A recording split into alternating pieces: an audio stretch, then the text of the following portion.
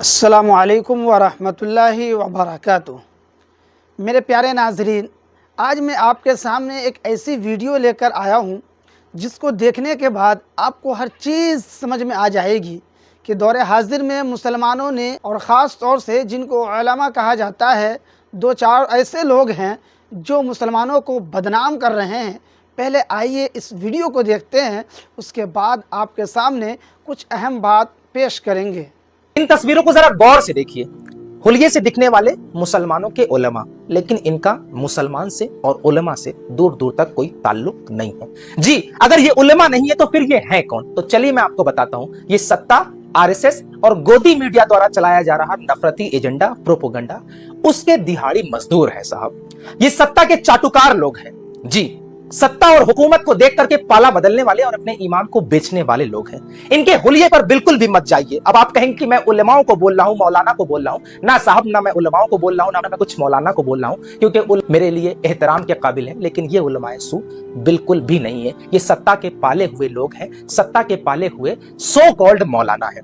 अब थोड़ा सा और आसान कर दूं, इनमें से कुछ लोग ऐसे भी दिख रहे होंगे जो लाइव डिबेट में थप्पड़ भी खा चुके हैं, जो 5-5 हजार रुपए लेकर के जो है मुस्लिम विरोधी एजेंडे में जाकर के बैठते हैं, जो गोदी मीडिया द्वारा चलाया जाता है, और फिर मुसलमानों को बदनाम करने की हर मुमकिन कोशिश करते हैं। जो चाहते बोलते हैं और मुसलमान बदनाम होता है।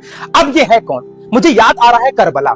1400 साल पहले जाइए, 1400 साल पहले यजीद के काफिले में, यजीद के लश्कर में 22 लाख लोग थे, और इमाम हुसैन के लश्कर में फकत और फकत 72 लोग थे। ठीक, यजीद के लश्कर में 22 लाख लोग कैसे थे? क्योंकि ये उलमाओं की, इन जैसे उलमाओं की मेहरबानी थी। जी, ये बिके हुए उलमा जो है यजीद के लश्कर में शामिल थे और फतवे पर फतवे देते थे। यहां तक कि उनकी गैरत इतनी गिर गई थी, ईमान उन्होंने इतना पैसों के आगे बेच दिया था कि उन्होंने इमाम हुसैन के कत्ल का फतवा जारी कर उसे वाजिब करार दे दिया गया था। मतलब इमाम हुसैन का कत्ल वाजिब था, इन जैसे उलमाओं ने फतवा दे दिया था। जी साहब, आज भी ऐसे ही लोग हैं। इस बात को समझिए, हुलिये से बिल्कुल भी आप अंदाजा मत लगाइए। इन लोगों ने तो वैसे भी अपना ईमान बेच दिया है, और बैठे पता है कहां है?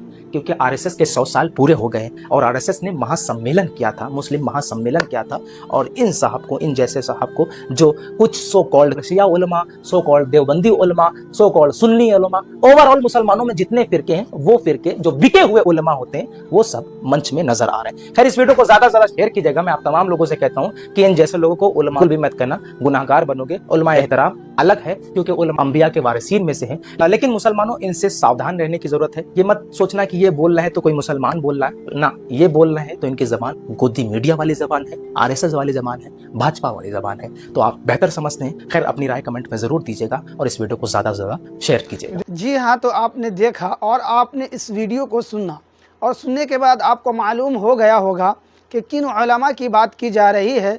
वो उलमा जो अपने आप को आलिम कहते हैं, लेकिन आलिम के ऐन से भी वाकिफ़ नहीं हैं।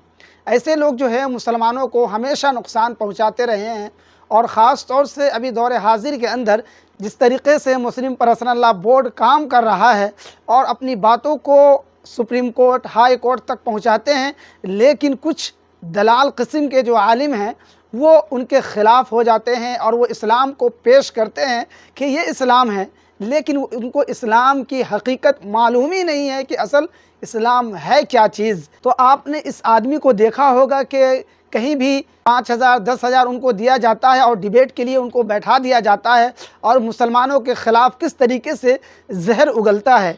तो ऐसे आलिम से हमें बचना चाहिए, और ऐसे लोगों से हमेशा हमें दरकिनार रहना चाहिए।